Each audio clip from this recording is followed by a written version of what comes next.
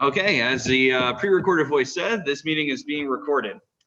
So, as I said last time, well, first of all, we are on Yud Beis Amud Aleph. We are on 12a. And if you turn the page, which we will do soon during this year, you will see that, God willing, should we keep on schedule, next week we are supposed to complete the entire parak. So Erwin, who's not in the frame over here, but he's with me here in person, said that we will have a single malt scotch here at the shul to celebrate the occasion of finishing 2 out of 3 chapters of Makkos, which in terms of just the number of pages, that brings us halfway through the Masechta. So that's a huge accomplishment. We've been at this for almost half a year, and we're projected to finish in a year's time. So this is a very significant milestone. What? Try and finish for Hanukkah. Finish for Hanukkah. Okay, we'll probably finish. Yeah, probably around Hanukkah. That'd be nice. Oh, is that Toby? Welcome, Toby. All right, we're already live, but you have a seat here at the table. Before we get started, I have a question. When the Gemara talks about a tree whose branches are in the city, or a tree whose branches are outside the city, is it talking about a tree that only has branches going in one direction, or just talking about the branches in that particular direction? That's very good. I didn't even think about it. So the case my grandfather is asking about is, what do we have a tree that has branches in multiple directions? So okay, let's first get the case of the Gemara, and then we'll entertain that, okay?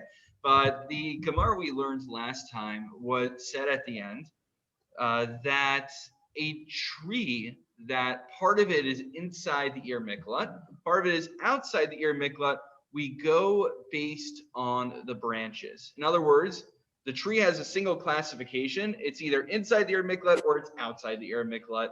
So let's actually, I think we will actually begin from the Mishnah on Yud Beis Amud Aleph. We squished it in at the end last time, but now, Baruch Hashem, we are learning here in the shul. There's no need to run to Mincha. We're literally here already. So again, we'll begin with the Mishnah on the bottom of 12a, Yud Beis Amud Aleph. And I welcome everyone who can make it in person here next week to celebrate finishing the 2nd chapter with some good scotch that Erwin will, God willing, be providing for us. And I'll finish it here in New York with bourbon. Oh yeah, and you find yourself in Rockaway near my grandfather, he'll provide the bourbon. Well, okay. Kellen will go with the Glen Roth bourbon finish. Glen Roth bourbon finish. Or Glenfiddich bourbon finish. Okay, after L'chaim Shneim, right? Okay, let's jump.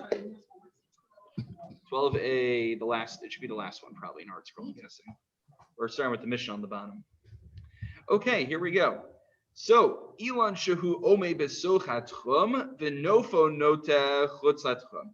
Let's say you have a tree that its trunk is located inside the Ir Miklat. Now, when we say inside the Ir Miklat, again, it doesn't be literally inside the city. It could be within 2,000 amos outside the city. That's still part of the Tchum. As we know from Hilchos Shabbos, that 2,000 amos beyond the city limits is still considered a part of the city in terms of carrying purposes. Okay,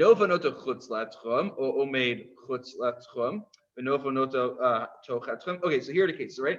So we have either an Elon that is Omei Besochatchum, we either have an Elon that's inside and its branches are outside, or alternatively, the trunk is outside the Ir Miklat, and the branches lean into the borders of the Tchum of the Ir Miklat. The principle the Mishnah tells us is Hakol Holech Achar Hanof. Everything goes based on the branches, meaning this is a single tree. The tree is a single unit. So the issue is that the tree, though, physically is partially outside, partially inside. So how do we classify the tree? We classify it based on the branches. If the branches are inside, the entire tree is considered inside, meaning if I am on the trunk outside, I'm classified as being inside the Ir Miklat. So at this point in the Shak of Itaria, we assume that I could physically be outside the Ir Miklat, but if the branches of that tree lean into the Ir Miklat, then the Gol Adam is not allowed to kill me. And the opposite would seem to be true as well. If the trunk of the tree is inside the Ir Miklat, but the branches are outside the Ir Miklat, someone could actually kill me. The Gol Adam could kill me while I'm physically inside the Ir Miklat, but I'm classified as being outside due to the tree following after its branches. That's the simple read of the Mishnah. The Gemara is going to upend this later on, as we'll see, but that's the Pashut understanding that the Gemara will assume. So a little bit of background before we jump into this.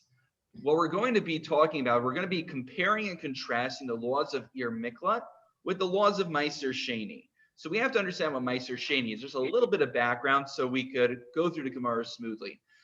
So we have a Shemitah cycle that's 7 years. On the 1st, 2nd, 4th, and 5th year, we give, in addition to regular Meiser to Leviim, we give another tithe, another tenth. We don't actually give as charity. It's only Meiser only on the 3rd and 6th year, but all the other years, other than Shemitah, we bring a tithe of our fruits up to Jerusalem. And there's 2 important rules. So the thing is, you need to bring all this fruit up to Jerusalem. It's a huge schlep. You're coming all the way from the south. You're coming all the way from the Golan Heights. How are you supposed to get down to Jerusalem with all that fruit? It's a huge traveling expense. You can't just get a U-Haul truck back then. So what you would do is that you would transfer the kedusha, you transfer the sanctity of the Meiser Sheni food onto coins. Coins are much more easily portable. Thank you. More portable than you would transfer fruit. And so then what you would do is when you came into Jerusalem, you would take the coins that bear the Meiser Sheni sanctity, buy new fruit, not new food, inside of the walls of Jerusalem, and then you would fulfill the mitzvah of eating Meiser Sheni there. But there are 2 limitations. Number 1, of course, I can't eat Meiser Sheni outside of Jerusalem. Okay, I have to eat inside Jerusalem. That's the mitzvah. Limitation number 2 is that once I'm in Jerusalem, I no longer am able to redeem Meiser Sheni onto coins. Once I pass into the walls of Jerusalem, I have to eat the Meiser Sheni. I'm not allowed to redeem it onto a coin and then redeem it onto new food. That's a general background of Meiser Sheni, at least the rules that we need to know going in. So we'll rehash it soon, but keep that in mind for the Gemara, because this whole Gemara consists of comparing, contrasting the laws of Ir Miklat, the laws of Meiser Sheni, which it's going to be intuitive because Meiser Sheni laws surround the question of, am I inside Jerusalem? Am I not inside Jerusalem? Ir Miklat, the question is, am I inside the Ir Miklat? Am I not inside the Ir Miklat? So there's a lot of crossover over here, and it's very intuitive to compare the 2 laws. So here we go. We're in Minhi. We have a contradiction from Meiser Sheni to the laws of Ir Miklat. Ilanshu Omei Besoch Hapnim.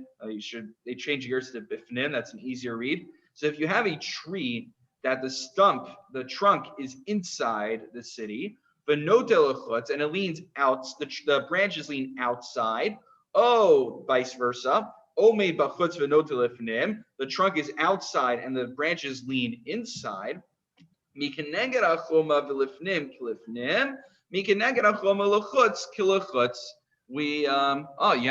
a picture over here. Okay. Oh, so your Panda bookmark fell out over here. But Erwin very kindly has the Steinsaltz Gemara. So if you guys want to see a nice photo of the trees, here it is on the side of the Gemara. Don't strain your eyes too much. But okay, I mean we can imagine more or less what a tree looks like, right? But it's helpful. Koren puts in some nice photos.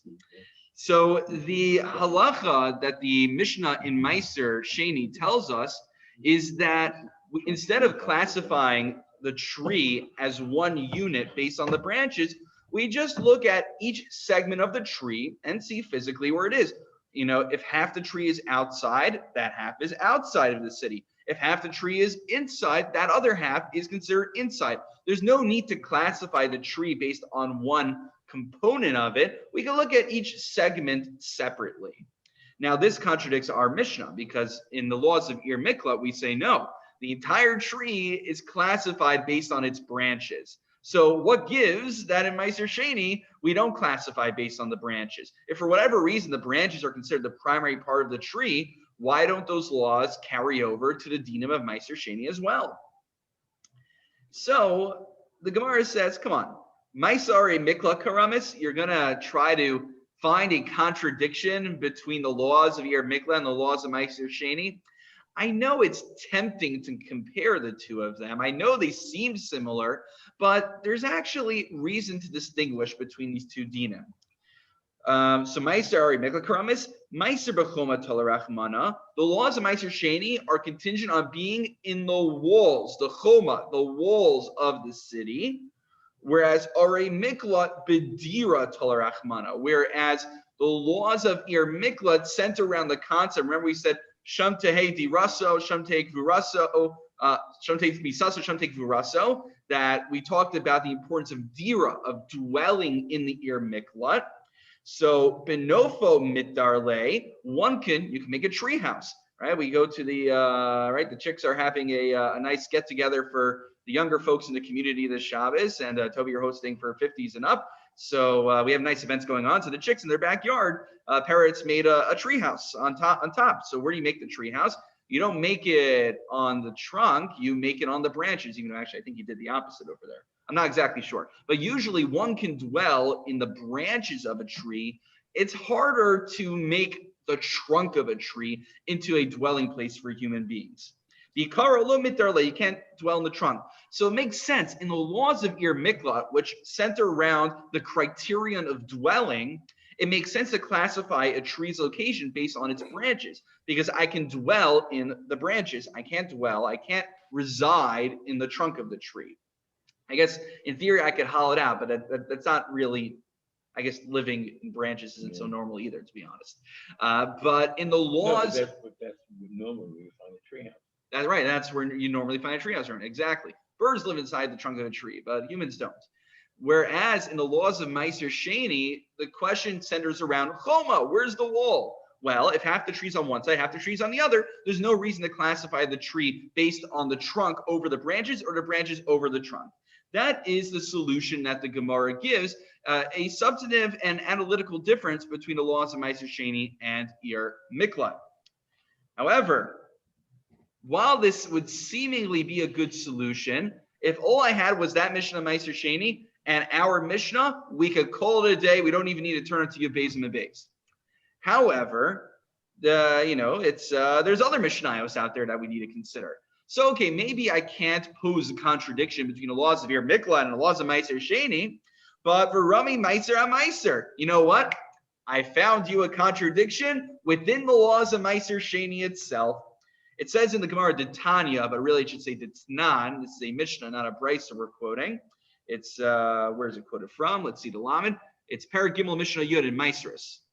So D'Tnan, B'Yerushalayim halach achar nof, B'Ari Miklat halach achar nof. But we have literally a Mishnah talking about Meiser Sheni in Masros, which says we go based on the branches, not only for Ari Miklat, but for Meiser as well. We got an intra-contradiction within the laws of Meiser itself. One Mishnah says you segment the tree. The other Mishnah we just learned right now says you classify the tree solely based on the location of its branches. Now we got ourselves in a bind. We can't answer this question by saying, the laws of Ir Miklat, the laws of Meiser are different. Here, the contradiction is within Meiser itself. So how do we resolve this? So the way we're going to resolve this actually is also going to be a new answer for how our Mishnah gets reconciled with the first Mishnah, Meiser Sheni, that seemed to be in conflict. I really should preface and say this is a more complicated Gemara. I should have trigger warned all of us as the parlance goes these days, and give everyone a heads up. We had a good amount of time with Agadata Gemaras, and as a reward, the latter half of Gemara we're doing today is Agadata actually. So there's a little bit of a collation at the end, so to speak, a little bit of a kiddush, but we do have to break our heads over understanding the halachic part of the Gemara first. So a trigger warning is to give you the opportunity to turn the thing off or change stations. Right. Okay. I was using it facetiously. Change stations. Okay. we'll save it for the Monday night class. Okay. So Amar Rav Kahana lo kasha. Har Rabbi Yehuda v'Har Rabbanim.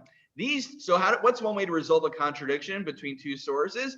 Well, if you attribute the sources to two different authors, then you can say it's not a contradiction, it's a machlokas, it's an argument.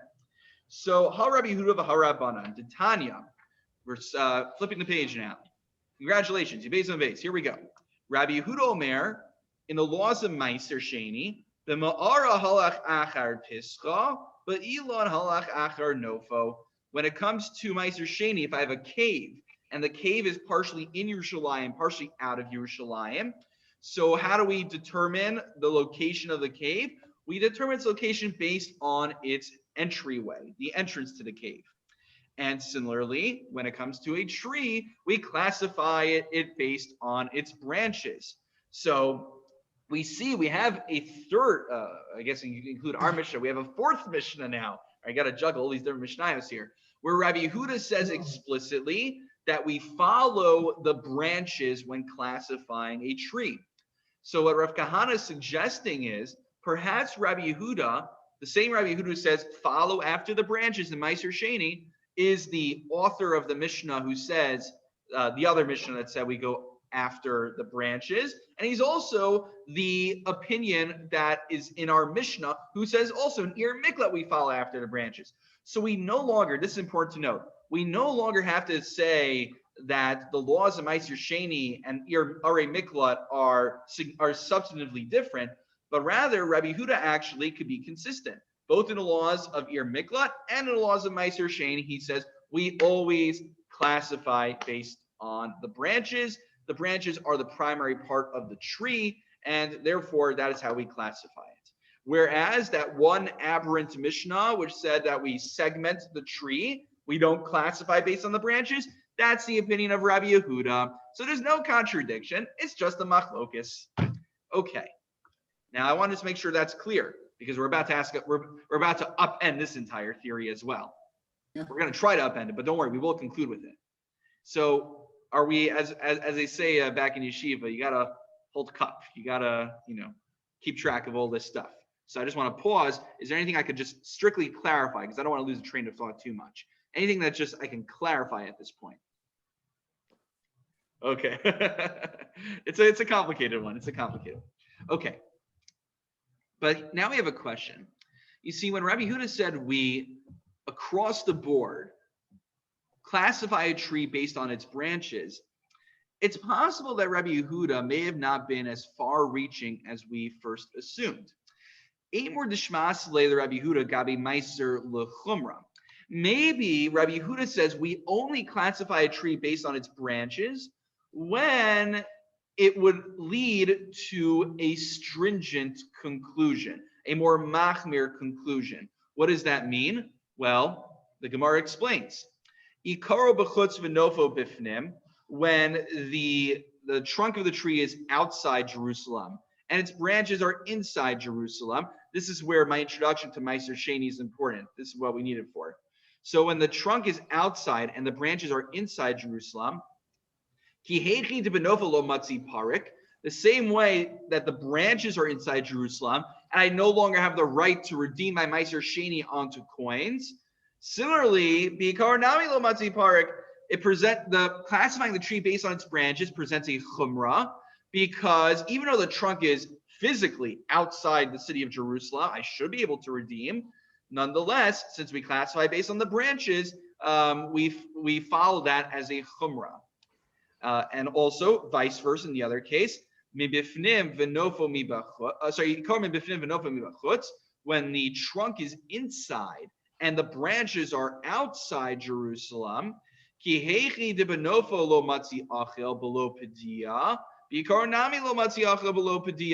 same way the branches are outside Jerusalem, I can't eat Meiser Sheni outside of Jerusalem on the branches. So similarly, even if I'm inside the walls of Jerusalem, but I'm standing on that trunk, somehow I don't know, I found a way to sit on the trunk of the tree. It bends over, I can sit on it. I am not considered inside the city, because we classify the tree based on its branches only l'chumra, only for stringent conclusion, but not for l'kula, not for a lenient conclusion. Now, and that could fit. When Rabbi Yehuda makes a statement about Meiser Sheni being classified based on branches, it may only be for stringent purposes, for erring on the side of stringency. The issue is, if we follow this to its logical conclusion, Rabbi Yehuda can no longer be the Tana of our Mishnah. Why? Because let's try to plug in find a way that if we always classify based on the branches, we will find a chumrah, we'll find a stringency. That only works for Meiser Sheni. It doesn't work in Ari Miklat, and the Gemara spells it out for us. Elagabe Ari Miklat, Bishlama Ikaro Bechutz Finofo Bifnim. It's okay if the ear Miklat, Elagabe Ari Miklat, Bishlama Ikaro Bechutz Finofo Bifnim. If the trunk is inside the ear Miklat and the branches are outside the ear Miklat. Okay, so one last piece of introduction that we need to understand, that's critical for understanding this piece. It's a funny thing. What would you say is a chumrah and a kula in the case of Ari Miklat?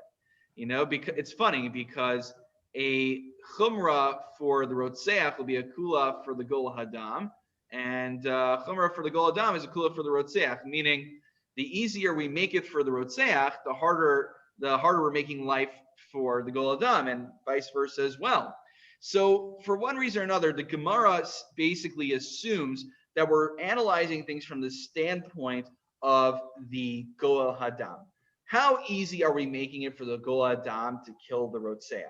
If it's easier, that's a makel conclusion, a lenient conclusion. If it's harder for the gol hadam, then that's a machmir conclusion. That's what the Gemara assumes. Yes, Henry.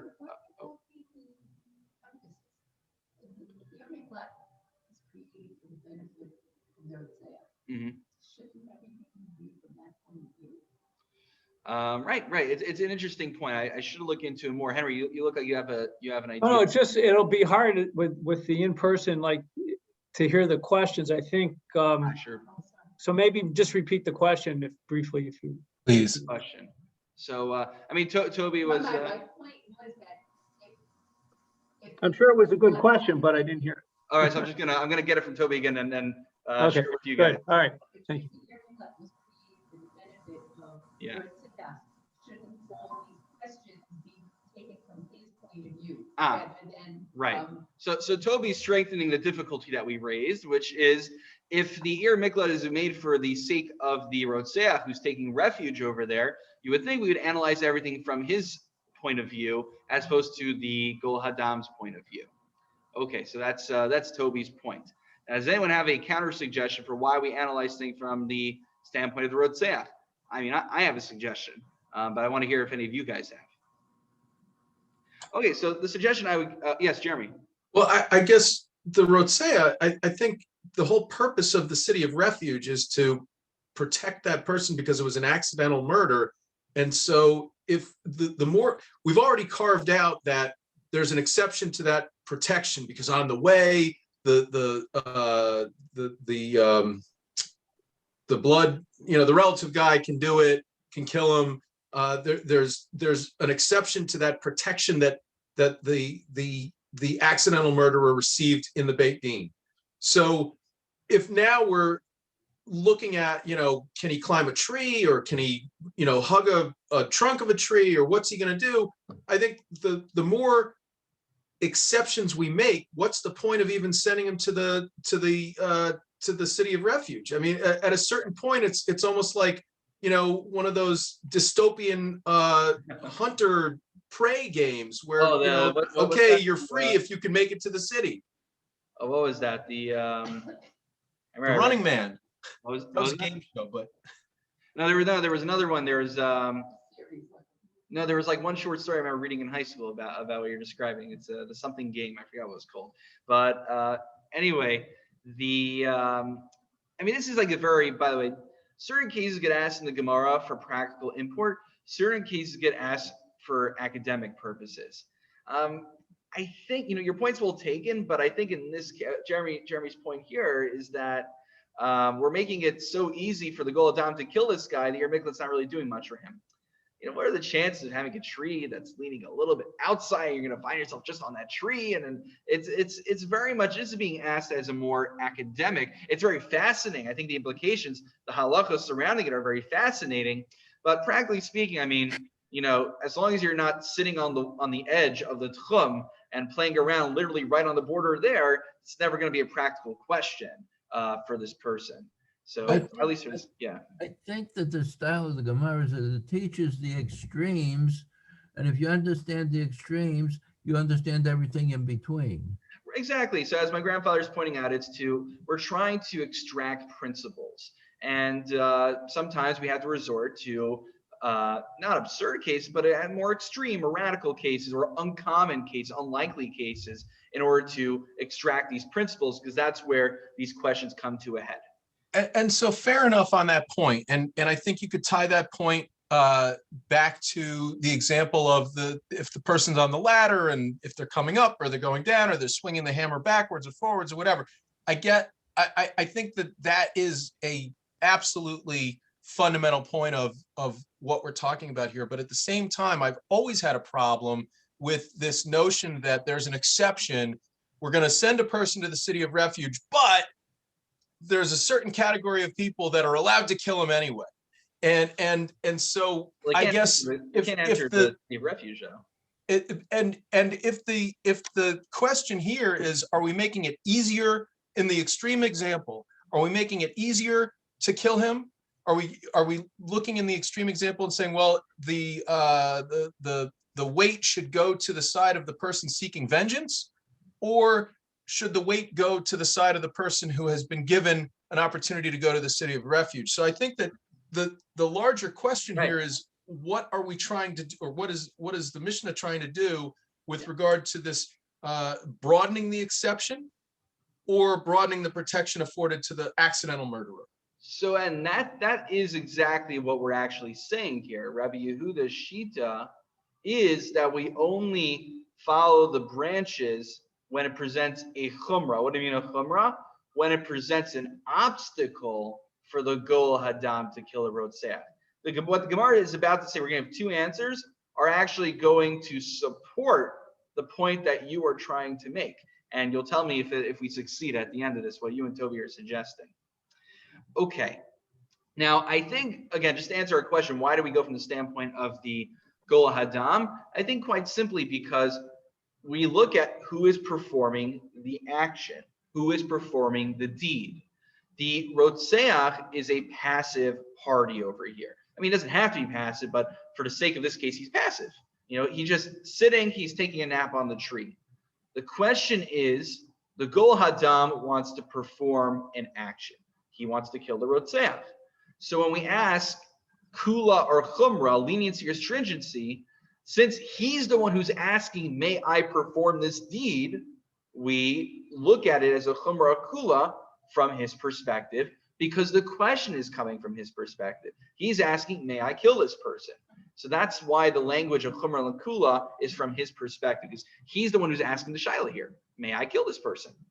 So we give two answers. Amar Rava, Bikaro dukuli amalo pligit lo matzi katil.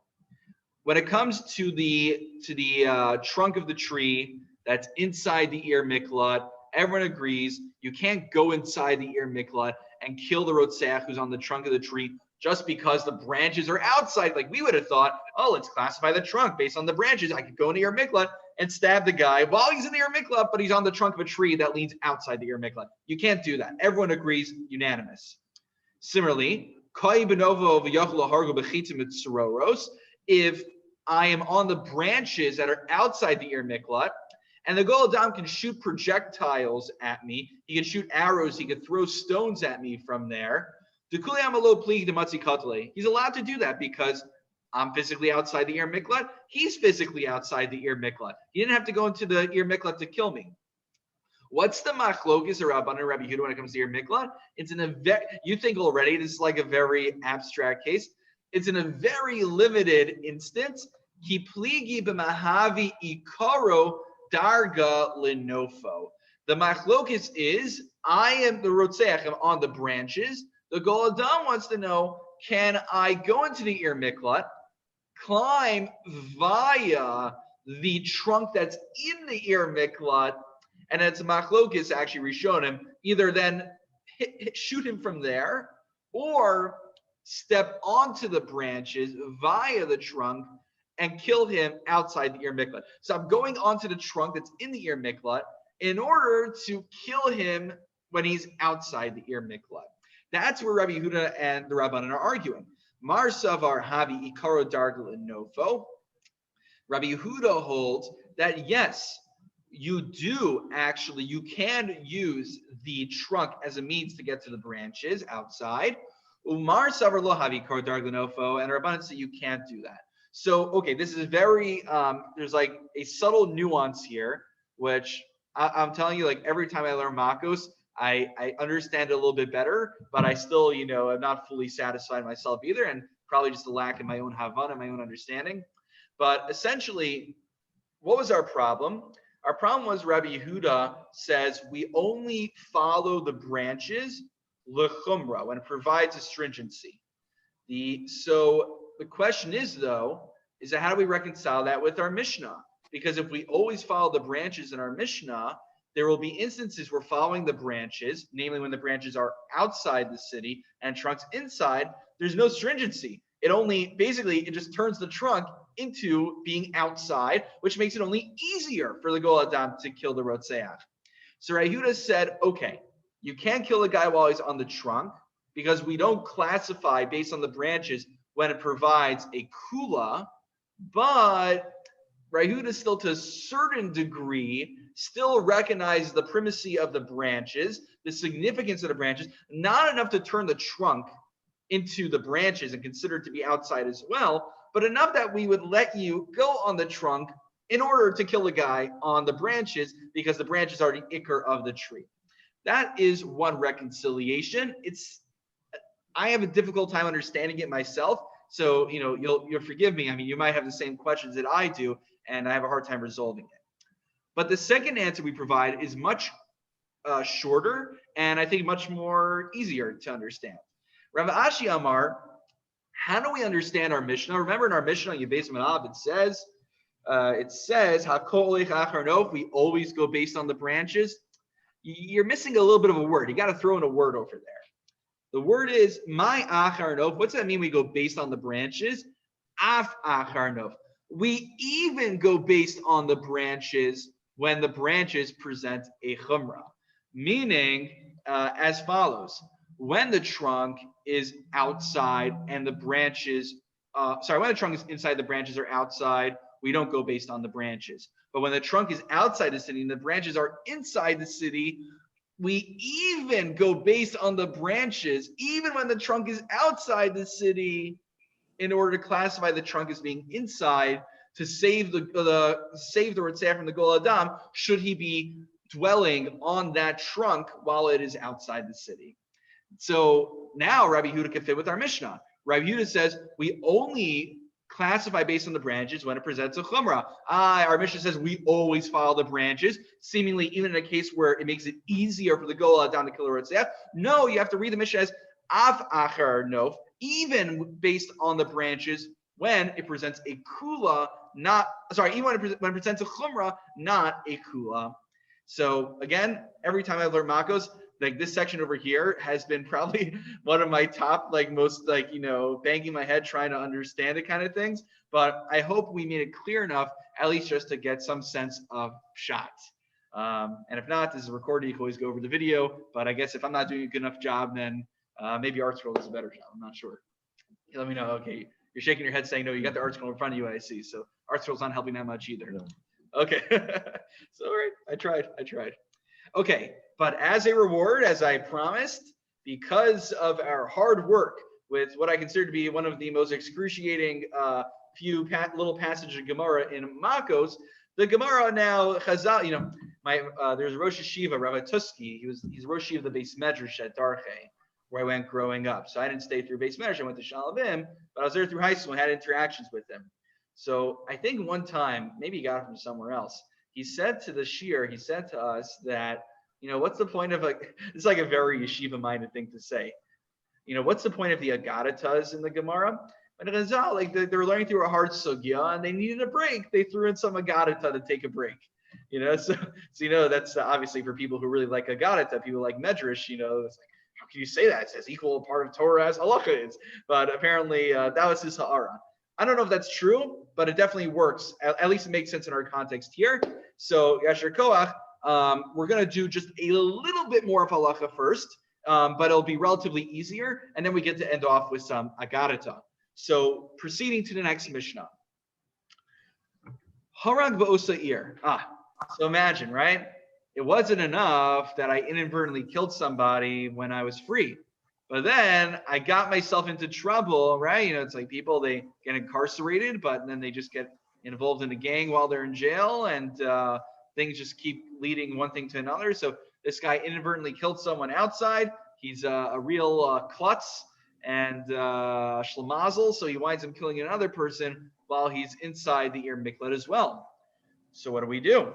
Harag ba'osa ha'ir, if you kill inside the Ir Miklat after you've been sentenced there, go let mishkol shkuna. We send you from one neighborhood to the other neighborhood, right? So if let's say Stanford was an Ir Miklat and you killed inside the Strawberry Hill area, we send you down to Ravona, Rahman al-Islan, right? If you killed in Ravona, we send you to Ravona. I guess we're upgrading you, probably the other way around, right? So if we downgrade you to be in the manor with me. Okay, so Uben Levi, now here's an interesting one. What about, remember, these are cities of Levium. So if Levium, what if a Levi who lives in Ir Miklat kills somebody? Then Gola Me'ir Le'ir. So if it's his first kill, we just send him to another Ir Miklat. He gets to hang out with other Levium elsewhere. That's the end of the Mishnah. Now, I don't think we touched on this before. Someone may have asked that, was there such a thing? What do we do with people in the wilderness? When the Jewish people were going through wilderness, before we had the establishment of our Miklat, did we ever wonder, what do we do if someone inadvertently killed somebody while the Jewish people in those 40 years were wandering through the Midbar? What do we do? So the Gemara comes to answer that. Tanar Rabbanan, the Samdi L'chamakom, God says, I will set for you a place. V'samti l'cha b'chayecha. So when it says v'samti l'cha, it means b'chayecha. God is talking to Moshe Rabbeinu. God says to Moshe Rabbeinu, even under your leadership, I will provide a form of recourse for somebody who kills b'shogeg, even during your lifetime. The word makom in the pasuk, what's makom come to teach us? Mimkomcha. No, we're not singing Kiddusha. Mimkomcha, we're going to have a CAS on Shabbos, right? So, okay, we're gearing up for that. Mimkomcha teaches us, makom teaches us mimkomcha. What's mimkomcha? Where the Levium are. Moshe was a Levi. So in the Machane Levia, in the camp of the Levium, that's where somebody would go. Asher Yonus Shama, that he will flee there. What do those words teach us? Melamed shal Yisrael megalim b'midbar, so lehechem megalim lemachane Levia. To teach us that the Jewish people actually did go into exile when they killed B'shogi in the Midbar. And where would they get to go? Well, to the camp of the Levium. Right? There's no rest for the Levium. They were always harboring the shlazels, the accidental murderers. So Mikan Amru Ben Levi Shahara Gola Shahara Gola Pelech. So from here we derived that a Levi who accidentally kills, we send them from one city to another. One Medina, one area, not Medina either. One general area. What? District. That's how they. Okay, district. Now it sounds like dystopia, right? The im gala lepalcho, palcho kolto. So if, as Erwin translate for us with the Steinzels, they translate as a district. So let's say he fails to leave his own pelech, then it's okay. B'diavad, if he stays where he was, it will still protect him. Amar Rav Achab Rav Ika, Maikra Kibir Miklato Yeshev, that says that he will dwell in the Ir Miklat. Ir Sheklataso Kvar, it teaches us even in the city that he already was dwelling in, should he fail to relocate the city, any Ir Miklat, even the one he killed in, he will still be protected from there. So that is the end of that piece of Gemara. As I said, rather straightforward compared to the previous piece we had. And we will end off with some Agadata, and then I'll hit us up with some more halakha. I got a question. I got lots of questions. Our killer who has scooted off to the city of refuge. Let's say he's outside the city, and the vengeful guy catches up with him. Is he allowed to defend himself? Wait, one more time. What's the case? Is he allowed to defend himself when he's in an area where he can be killed? Oh, interesting. You're saying is that is he allowed to defend himself should the Gol Adam approach him, right? Yes. I don't see why not. Yeah, so I'm trying to think why he wouldn't be, unless you're trying to say, according to the Shita, that the Gol Hadam has a mitzvah to kill him. Is he somehow preventing the Gol Hadam from performing his mitzvah? He's overlifting Eber. I don't know. It sounds, we need a little bit of mental gymnastics there to work that one out. But I don't see why he wouldn't be able to defend himself. The immediate pikuach nefesh for himself would I think override helping the rotzeach or the goel hadam fulfill the mitzvah. Yeah, exactly. That's what would make sense. I think Henry's assumption is correct. Unless Zadie, is there a svara that you would give why he would not be commanded to defend his own life against the goel hadam? I would assume that he has a right to, and it might be very dangerous to attack him. Well, he's already being attacked. So, I mean, you either passively let yourself die or you try to put up a fight on the chance that you might survive. What was that? Better to die on our feet than live on our knees, or I guess die on our knees in this case also. Okay. I'm off to Menya. Yeah, I mean, if somebody, let's say, you now have the death penalty. Yes. Not only death penalty, you have the death penalty. Mhm. You're not allowed to try to kill the executioner.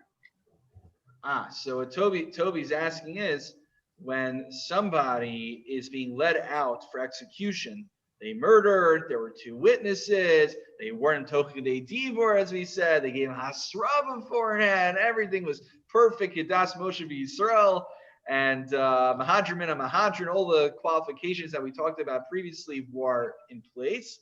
So he's not allowed to kill the executioner, presumably. So there, I would say there's a difference. You see, because there he's a gavra ketela. He actually is sentenced to death.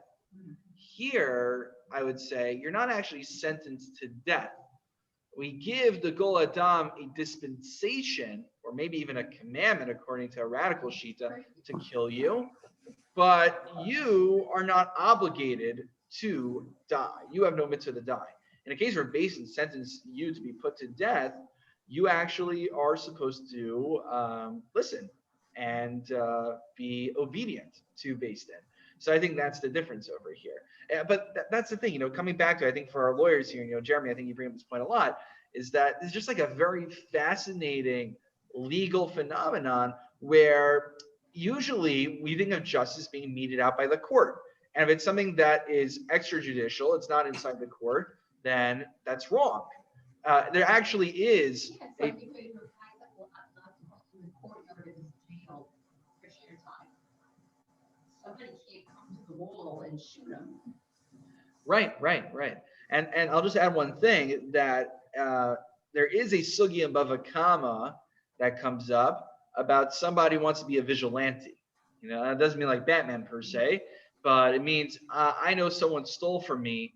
Can I go ahead and rob his house and take my possessions back, or do I have to wait for Beis Din to do it through the right channels? There actually is a machlokas in Bava Kama, especially if I risk a loss in the meantime, right? Let's say, I don't know, he stole my laptop. So in the meantime, while I'm waiting for the court system and the bureaucracy to move ahead to arrest the guy, to get my laptop back, he could be hacking in there and putting in, getting all of my passwords and getting all of my shul emails, and seeing what we got for the Kiddush Shabbos, he learned all sorts of things in the meantime. So there is a sheet in the Gemara that I'm actually allowed to take action outside the law in order to save myself from a loss that would result if I wait for it. So there is such an idea of an inish dini lenafshe, that's what it's called in Aramaic, that a person can take matters into their own hands. But that's a huge arichas, a huge lengthy sugya in Bava Kama itself. But here in Ir Mikla, we're seeing this kind of interesting phenomenon where you're sort of sanctioned by the law, but you're not really sanctioned. Again, this goes back to what some of the poskim said, some of the commentary said, that this is similar to the idea of Eshisi Pastor in the Torah, where we say Dibur Torah Neged Yitzhahara, that the Torah doesn't want you to kill the Rotzeach, but we understand that the Gol Adam is such distress that we give him a dispensation. That only works, of course, if we say it's not a mitzvah, though. If we say it's a mitzvah, then we need a different explanation for that. Okay, We have under 10 minutes left, so let's get the final part in. I promise a little bit of a gadita, so here it goes. And remember, next week, again, we are, God willing, finishing the parak next week, assuming we're on schedule. No reason why not. So again, you're all invited to join us here in the chapel at 7:15 next week. And when we finish the parak, God willing, we'll have a l'chaim with some scotch by Irwin. Okay.